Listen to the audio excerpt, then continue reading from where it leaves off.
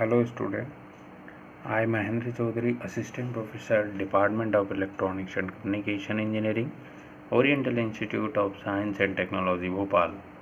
Today topic Reciprocity Theorem.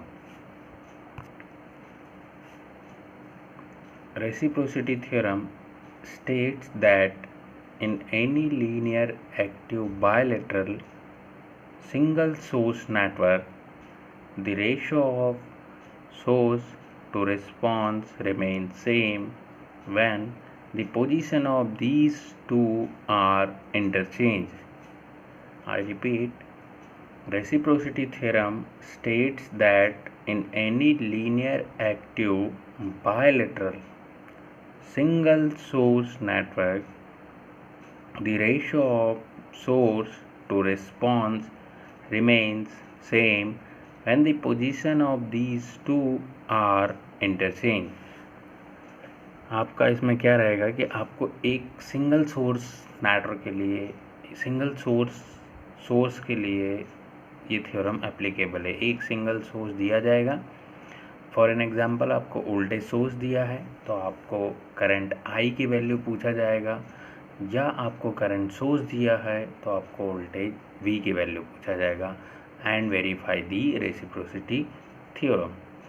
आप जैसे जो सर्किट देख रहे हैं, पहला वाला सर्किट, सपोज आपको एक वोल्टेज सोर्स वी दिया है और आपसे पूछा है आई की वैल्यू।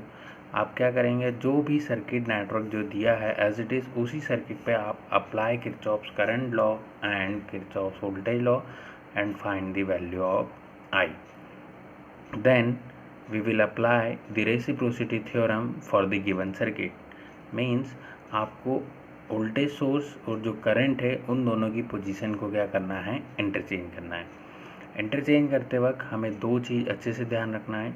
जो वोल्टेज सोर्स रहेगा वो जब हम करंट सोर्स जहाँ से करंट आपने कैलकुलेट किया है वहाँ जो भी आपको इम्पिडेंस दिया जाएगा उसके सीरीज़ में कनेक्ट होगा, और ये करंट जो कैलकुलेट किया है उसको आप कहाँ कैलकुलेट करेंगे, जहाँ आपका वोल्टेज सोर्स लगा है तो आप उस वोल्टेज सोर्स की जगह एक शॉर्ट वायर लगा देंगे और क्या कैलकुलेट कर लेंगे, करंट आई डैश। और जो पहला वाला सर्किट है, उस जो गिवन सर्किट था उससे जो आपने आई निकाला था और जो रिप्लेस करने के बाद जो करंट निकाला जिसको हमने आई डैश बोला है, उन दोनों की वैल्यू क्या होना चाहिए, इक्वल। यदि आपको क्वेश्चन में करंट सोर्स आई दिया है और आपसे पूछा है find the value of V and verify the reciprocity theorem, तो उस कंडीशन में आप जो भी सर्किट दिया है पहले तो आप वी की वैल्यू फाइंड कर लेंगे यूजिंग किरचॉफ्स करंट लॉ और किरचॉफ्स वोल्टेज लॉ। उसके बाद हम उसके ऊपर रेसिप्रोसिटी थ्योरम अप्लाई करेंगे। रेसिप्रोसिटी थ्योरम ये कहती है कि जो आपका करंट सोर्स है वो जहाँ वोल्टेज कैलकुलेट किया वहाँ जो इम्पिडेंस है उसके पैरेलल में कनेक्ट होगा, और ये वोल्टेज जहाँ आपने कैलकुलेट किया है उसको आप कहाँ ले जाएंगे, जहाँ आपका करंट सोर्स था उसको आप एज एक ओपन वायर छोड़ देंगे और उस ओपन वायर के क्रॉस आप क्या कैलकुलेट करेंगे, वोल्टेज, जिसको हम एक नया नाम दे देंगे वी डैश, और वी डैश आपका क्या आना चाहिए, इक्वल। ठीक है, रिपीट कर दे रहा हूँ मैं एक बार। करंट सोर्स दिया है और आपसे वोल्टेज पूछा है तो आप करंट सोर्स आप KVL KCL लगा के आप वोल्टेज की वैल्यू कैलकुलेट करेंगे, करंट सोर्स को वहाँ पैरेलल में ले जाएंगे और वोल्टेज वाली ब्रांच को यहाँ पर ओपन सोर्स रखेंगे। और जब आपसे वोल्टेज सोर्स दिया है और करंट पूछा है तो आप अप्लाई किरचॉफ्स करंट लॉ या किरचॉफ्स वोल्टेज लॉ, डायरेक्ट जो गिवन सर्किट है उस पर आप कैलकुलेट कर लेंगे आई की वैल्यू, और वोल्टेज सोर्स को जब रिप्लेस करेंगे तो आप सीरीज़ में कनेक्ट करेंगे और करंट वाली ब्रांच को जब आप वहाँ वोल्टेज के पास ले जाएंगे तो एज अ शॉर्ट वायर। हम इसको एक एग्जांपल से समझते हैं। आपसे पूछा है find the current I and verify the reciprocity theorem. आपको जो भी सर्किट ए सर्किट दिया है वो आपको क्वेश्चन में दिया था और बी आपने रेसिप्रोसिटी थ्योरम का यूज़ करके बनाया। ये देखिएगा आप, इसमें सिंगल सोर्स दिख रहा है वोल्टेज सोर्स, मतलब आपको करंट पूछा है, और जब आपको कोई क्वेश्चन करंट सोर्स का दिया जाएगा तो आपसे वोल्टेज की वैल्यू पूछेगा। हम एक एग्जांपल को समझते हैं कि जो वोल्टेज सोर्स दिया है तो हम क्या करेंगे। हमें जो ए सर्किट दिया उस पर डायरेक्ट हम KVL KCL लगा के आई की वैल्यू फाइंड कर लेंगे। मैंने मान लिया KCL अप्लाई कर रहा हूँ तो मैंने एक नोड ले लिया, जो 10 ओम का रजिस्टर है उसके ऊपर एक नोड एज्यूम कर लिया, वहाँ एक वोल्टेज V एज्यूम कर लिया। आप KCL लगा दीजिए। क्या इक्वेशन हो जाएगी, b minus 25 divide by 5 plus v upon 10 plus v upon 8 equal to 0। यहाँ से आप v की वैल्यू निकाल लेंगे। आपसे पूछा i है तो i इक्वल टू हो जाएगा v बाय 8। फिर हम इस सर्किट के ऊपर a सर्किट जो गिवन है उसके ऊपर अप्लाई कर देंगे हम लोग reciprocity theorem. Reciprocity theorem apply करेंगे तो क्या है कि मैंने पहले भी बोला था कि रेसिप्रोसिटी थ्योरम में जो वोल्टेज सोर्स रहेगा वो वहाँ जाएगा एज अ सीरीज़ में, मतलब जो 8 ओम का रजिस्टर है उसके साथ सीरीज़ में लगा देंगे, और ये जो करंट वाली ब्रांच यहाँ पर आएगी एज अ शॉर्ट वायर। अब इनका जब रिप्लेसमेंट करेंगे तो आप वोल्टेज सोर्स की पोलैरिटी यहाँ नहीं देखेंगे, करंट कहाँ जा रहा है वहाँ पर उस पर्टिकुलर ब्रांच में आई की डायरेक्शन देखिए क्या है, डाउनवर्ड।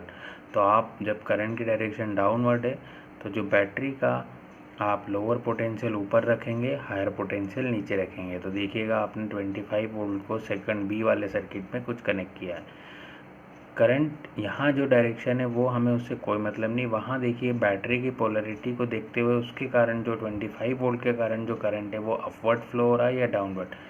बैटरी का पॉजिटिव ऊपर है, मतलब उस सर्किट में उस बैटरी के कारण जो करंट फ्लो हो रहा था वो कहाँ फ्लो हो रहा था, अपवर्ड। तो आप करंट एक डायरेक्शन लेंगे अपवर्ड डायरेक्शन में जिसको हम बोलेंगे आई डैश, और हम किसकी वैल्यू कैलकुलेट कर लेंगे, आई डैश। फिर वही बात है, जो नया सर्किट दिख रहा है उसके ऊपर KVL या KCL लगा देंगे और किसकी वैल्यू कैलकुलेट कर लेंगे, आई डैश की।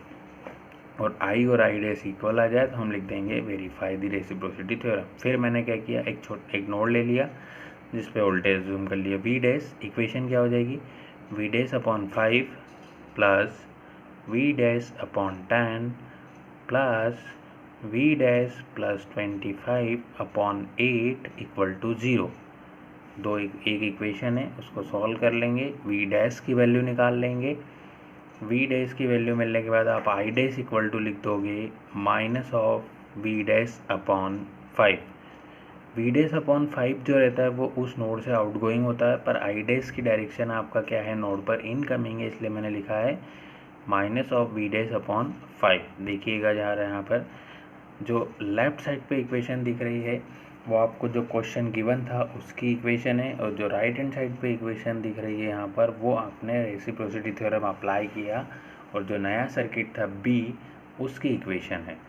दोनों को सॉल्व किया, I इक्वल टू आया 25/17 ओम। आई डैश भी आपको उतना ही मिल रहा है, वहाँ पर मैंने गलती से I लिख दिया, उसको आप आई डैश ले लीजिएगा। आई डैश इक्वल टू भी सेकंड वाले राइट हैंड साइड में भी आपको कितना मिल रहा है, 25/17। ठीक है।